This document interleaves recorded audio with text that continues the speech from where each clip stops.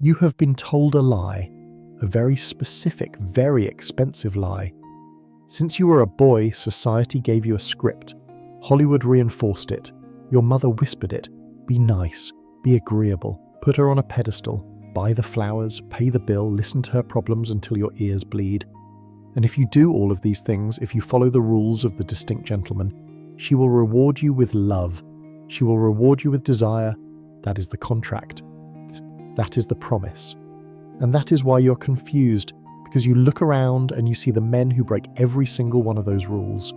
The men who are selfish, the men who are arrogant, the men who don't call back. And you see those men walking away with the woman you dream about. While you, the nice guy, the safe option, you are left holding the heavy door and the friend zone certification. It feels like a betrayal. It feels like the universe is broken, but the universe is not broken. Your map is wrong. You are trying to navigate the chaotic ocean of female desire, using a map drawn by Disney. You're trying to negotiate desire using logic, but let me tell you the first brutal truth of this channel. Logic does not negotiate with biology, her prefrontal cortex. The logical part of her brain might tell her she wants a nice, safe, predictable man. She might even say it out loud to you, she might believe it herself. But her amygdala, her ancient primal brain, the part of her that governs arousal, the part of her that gets wet, it does not speak English. It speaks the language of survival. It speaks the language of power. It responds to signals you are too afraid to send. We are going to burn the Disney script today. I'm going to show you the 4 pillars of satisfaction. Not what she thinks she wants, but what her biology screams for. We are going to stop listening to her words and start reading her behavior. Welcome to the reality.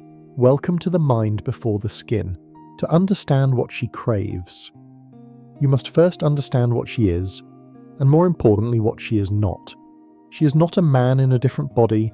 She is not a logical puzzle waiting for a solution. She is a biological organism, operating on software that hasn't been updated in 200,000 years. Look at the modern world. We have skyscrapers, we have smartphones, we have air conditioning, but strip away the technology. And the human brain is exactly the same as it was on the savannah. And on the savannah, a mistake didn't mean you got ghosted.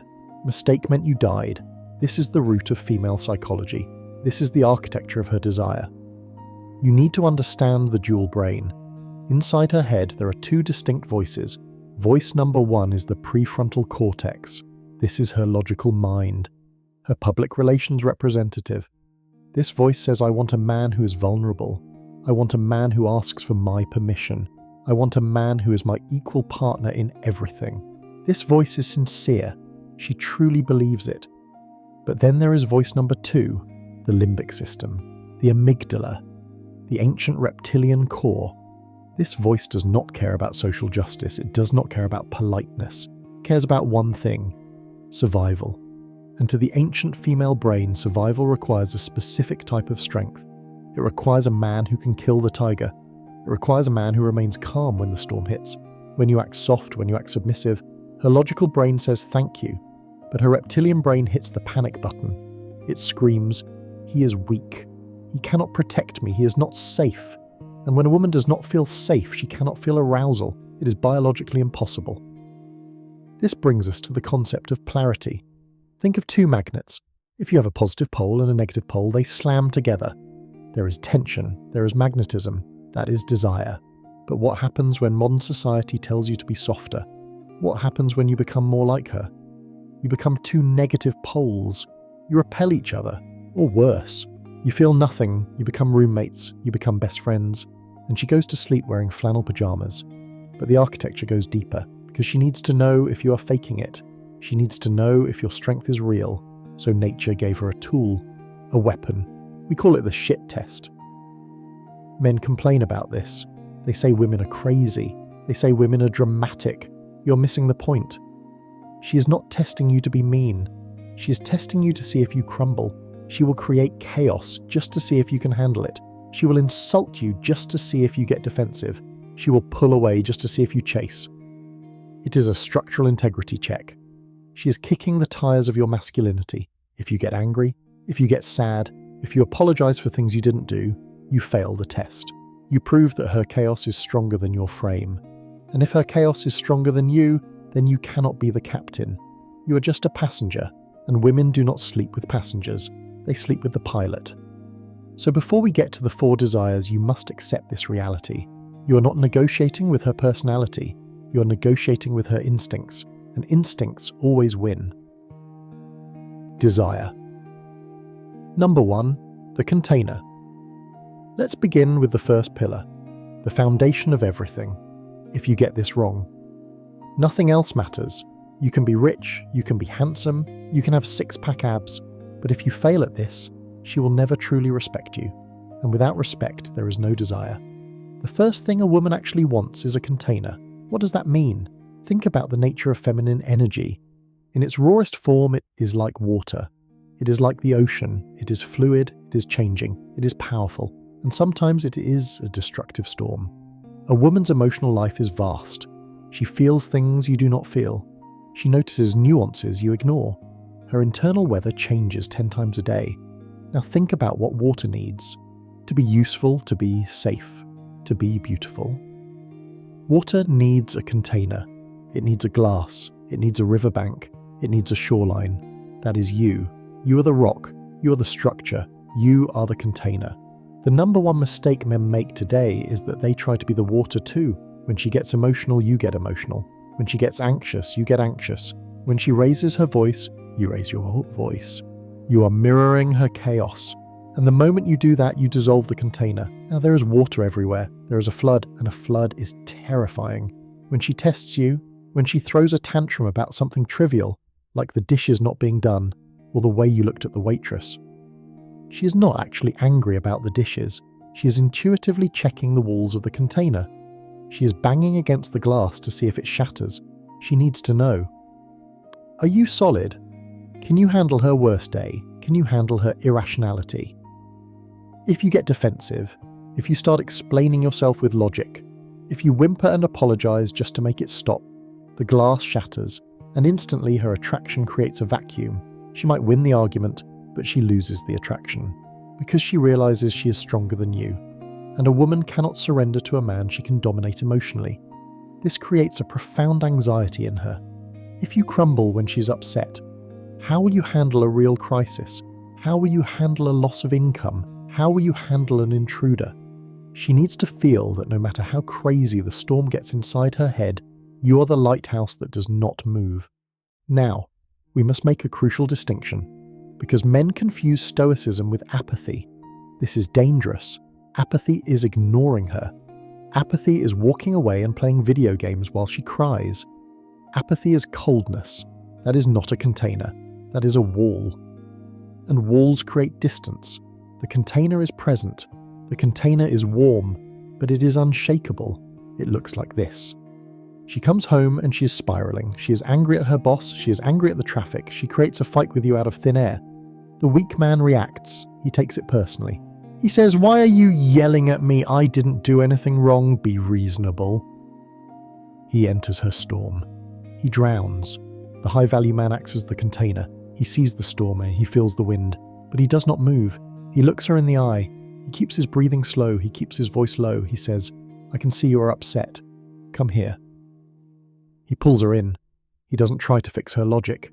He contains her emotion. He wraps his physical strength around her emotional chaos. He absorbs the shock without cracking, and a miracle happens. You will see her shoulders drop. You will hear her exhale. The fight evaporates. Why? Because she feels safe.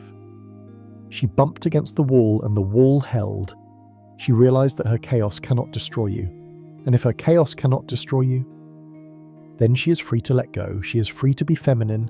She is free to be vulnerable. This is what she means when she says, "I want a man who can handle me." She doesn't mean a man who buys her things. She means a man who doesn't collapse when she unleashes her full spectrum of emotion. She wants the freedom to be irrational, knowing that you will remain rational. She wants the freedom to lose control, knowing that you will keep control. Is an exhausting burden for a man. I know, it feels unfair. Why do you have to be the rock? Why can't you be the one to break down? You can, but do it with your male friends. Do it with your therapist. Do not do it with the woman whose legs you want to open. To her, You must be the anchor, you must be the certainty in an uncertain world. If you can master this art, the art of not taking her moods personally, the art of standing still into the hurricane, you provide the one thing she cannot provide for herself, emotional containment, and that makes you a drug she cannot quit. Because every other guy she dates is just another boy, drowning in her water. Be the glass, be the shore, be the container. Desire. Number 2. The edge. You have mastered the container. You're safe, you're steady, you are the rock in her storm. But here is the trap. Here is where the nice guy dies a slow death. If you are only safe, if you are only predictable, if you are always there exactly when she expects you, you become boring, and boredom is the kryptonite of libido. This brings us to the second desire, the edge. You see, the female brain is an addiction machine. It runs on dopamine, and dopamine is a very specific chemical. It does not get released when you get what you want, it gets released when you anticipate getting what you want. It gets released during the chase. It gets released in the moment of uncertainty. Think about a slot machine. If you pulled the lever and won every single time, you would play for 5 minutes and then you would walk away. Why? Because there is no risk, there is no tension, you know the outcome. But if you pull the lever and you might win or you might lose, you will sit there for hours, you will become obsessed. Women are addicted to the maybe. They are addicted to the emotional spike of the unknown. This is the dark paradox of female desire. She tells you she hates games. She tells you she wants transparency. She tells you she wants a man who texts her good morning every single day at 8 a.m. Do not believe her. If you text her every day at 8 a.m., by day 4 she feels loved. By day 14 she feels secure. By day 40 she is looking at her phone with a sigh. She knows exactly what you are going to say. She knows exactly where you are. You have become a piece of furniture in her life, useful, reliable, and completely invisible, and she craves the edge. She needs to feel a little bit of anxiety. Not the anxiety of abuse, not the anxiety of neglect, but the anxiety of, is he thinking about me right now? What is he doing? Can I truly keep him? This is why women fall for the bad boy. This is why 50 million women bought books about vampires and billionaires. The villain archetype, the man who is dangerous, the man who could destroy her but chooses not to. That is the key. Controlled danger. A harmless man is not virtuous. A harmless man is just weak. He has no capacity for mayhem. Therefore his niceness is not a choice. It is a lack of options. But a dangerous man, a capable man, a man who has a life, a mission, and a spine. When that man chooses to be gentle, it is a gift. It is valuable, because she knows the monster is in the basement. She knows the edge is there. So how do you create this? How do you manufacture the edge without being toxic? You must cultivate controlled unpredictability. Stop being so available. Stop answering her texts within 3 seconds. Not as a game, but because you actually have a life, you have a purpose that is higher than her. If you are always available, it means your time has no value. It means you are cheap. And women do not desire cheap things. Break the pattern. If you usually say yes to everything, say no. Just once, say no with a smile. No, I can't do that tonight. I have plans. Don't explain the plans. Don't apologize. Just let the no hang in the air. Watch her eyes. Watch her confusion. Watch her interest spike. She will wonder what you are doing. She will wonder who you are with. Her hamster wheel will start spinning. And suddenly you are not the boring husband. You are the mysterious man she's trying to figure out again. Take her somewhere she doesn't expect. Change the date plan at the last minute. I know we said dinner, but get in the car. I have a better idea. That is leadership. That is excitement. That is the edge. You must understand the difference between fear and thrill. A roller coaster is thrilling because your body feels danger, but your mind knows you are strapped in. That is the sweet spot. She needs to know you are the container strapped in, but she needs to feel the edge, the drop. If you are all danger and no safety, you are a trauma bond. She will leave eventually for her own sanity. If you are all safety and no danger, you are a brother. She will leave eventually for her own satisfaction. You must walk the line. Be the man she can trust with her life, but never let her feel like she has fully conquered you. Never let her feel like she has you in her pocket. Keep a part of yourself for yourself. Keep your mystery. Keep your independence. Let her wonder. Let her chase. Let her work for your attention. Because the moment she stops working for it is the moment she stops valuing it. Give her the gift of missing you. Give her the gift of the edge. Desire. Number 3. The burden of leadership. We have built the container, we have sharpened the edge, now we must address the engine. The driving force of the relationship. We must talk about leadership, and specifically the burden of leadership. Modern society has confused you. It has told you that women want equality in everything. 50-50. Split the bill, split the decisions, split the emotional labour. And in the boardroom or the workplace, that is true. She wants to be respected as a peer. But in the bedroom, in the dynamic of romance, equality is the death of polarity. If you are identical, there is no spark, there is only friction. Let me tell you the single most unsexy sentence in the history of human language. What do you want for dinner? You think you are being nice, you think you are being considerate, you think you are giving her a choice, but what you are actually doing is giving her a job. You're handing her a clipboard. You're asking her to do the work. Modern women are exhausted. They make decisions all day long. They manage teams, they manage budgets, they manage their families. They are in a constant state of hypervigilance. They are operating in their masculine energy. From the moment they wake up to the moment they clock out. When they come to you, they are desperate to take that armour off. They are desperate to stop leading. They want to rest. They want to surrender. But surrender requires trust, and trust requires a leader. When you look at her and say, I don't know what you want to do, you're forcing her to stay in her armour. You're forcing her to be the captain. And if she is the captain, she cannot be the passenger. She cannot relax, she cannot flow, and she definitely cannot be aroused by you, because biologically women do not sleep with their subordinates. They do not sleep with men they have to manage. Think of it this way. Imagine you are on a plane. There is turbulence. The plane is shaking, the oxygen masks drop, and the pilot comes over the intercom and he says, Hey guys, I'm not sure what to do.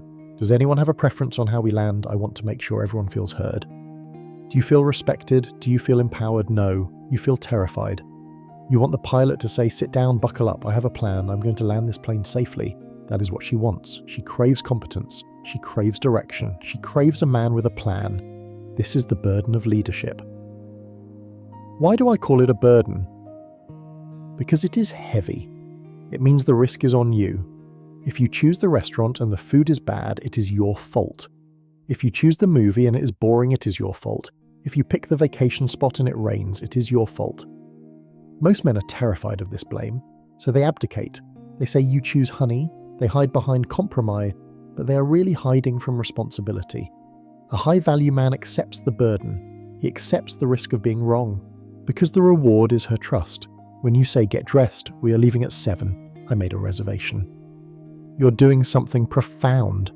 You are lifting the weight of the world off her shoulders. For those 3 hours, she doesn't have to think, she doesn't have to plan, she just has to be. She can finally be in her feminine energy. She can be playful, she can be seductive, she can be soft because you are being hard, you are providing the structure. Now, a warning. Leadership is not tyranny. Do not confuse the two. A tyrant controls her, he tells her who she can see, he tells her what she can think. That is insecurity, that is weakness disguised as strength. A leader controls the direction, he controls the ship. He doesn't control the passenger, he listens to her needs, he observes her desires, and then he makes the executive decision that serves both of you. He doesn't ask for permission, he asks for feedback later. But in the moment of action, he leads. You must have a vision for your life. If you don't know where you're going, she cannot follow you. If your life is a question mark, she cannot find certainty in you. She needs to feel that you are going somewhere, with or without her, ideally with her. But the train is moving. If you're just sitting at the station, waiting for her to tell you which track to take, she will eventually get off and find a moving train. This is the secret to satisfaction. Take the lead, take the risk, make the decision. Even a bad decision is better than indecision, because a bad decision shows you have the courage to choose. Indecision shows you are afraid of life, and fear is never sexy. Be the captain, let her be the ocean, and watch how quickly the dynamic shifts. Watch how her eyes change when you say, I've got this. That is the most powerful aphrodisiac in the world. Competence. Desire. Number 4. The ravishment. You have built the container, you have sharpened the edge, you have taken the lead, but there is one final piece, the spark that ignites the gasoline. She needs to feel your hunger. This is where the nice guy fails most spectacularly. He treats sex like a chore. He treats intimacy like a negotiation. Are you in the mood? Is it okay if I touch you? He is tentative. He is polite. He is asking for permission to desire her. And nothing dries a woman up faster than a man who needs a permission slip to be a man. She does not want to be a habit. She does not want to be a duty. She wants to be ravished. She wants to be consumed. She wants to feel that you cannot keep your hands off her. Not because you are horny, but because she is irresistible. There is a massive difference between willingness and hunger. Willingness is passive, sure if you want to. Hunger is active. Hunger is dangerous. Hunger says, I want you right now. She needs to feel that she is the only thing in the world that matters to you in that specific moment. And the biggest enemy of this hunger is that glowing rectangle in your pocket, your phone.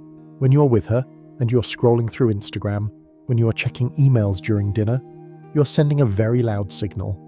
You're not enough to hold my attention. The world out there is more interesting than the woman right here. It is an insult to her feminine essence. If you want to satisfy her deep down, you must master the look. Put the phone away, face down, or better yet, in another room. Look at her, not at her forehead, not past her. Look into her. Look at her with the eyes of a predator who has found his prey. Let the silence hang there. Let the tension build. Don't say a word. Just let her feel the weight of your desire. Let her feel that she is being seen, truly seen. Not as a mother, not as a partner, but as a sexual being. Most women feel invisible in their own relationships. They feel functional, like a toaster or a microwave, useful appliances that you appreciate. But you do not ravish a toaster. You do not crave a microwave. Make her feel chosen every single day. Don't just tell her she's beautiful. Show her that she creates a reaction in your body. Grab her waist when she walks by, pull her close when she's cooking, interrupt her routine with your desire. Be the disruption. Be the man who still wants her, even after he already has her. Because if you don't ravish her, eventually someone else's attention will feel like water in the desert, and she will drink. You have the blueprint, the container, the edge, the burden, the ravishment. These are not pickup lines. These are not tricks to manipulate her. These are the requirements of your own evolution. She does not want a child to take care of. She does not want a boss to obey. She wants a man to surrender to. A man who is safe enough to hold her, dangerous enough to excite her, competent enough to lead her, and hungry enough to claim her. Stop looking for the magic words to say. Stop asking the internet for permission to be masculine. The only permission you need is your own. Look in the mirror. Kill the boy who wants to be liked. Resurrect the man who demands respect. If this woke something up inside you, if you're ready to leave the simulation, hit the subscribe button, share this with a brother who is still asleep, and tell me in the comments below which of the 4 pillars is your weakest link. Admit it, fix it, because the world is full of nice guys, but it is starving for men. This is Mind Before Skin. I'll see you in the dark.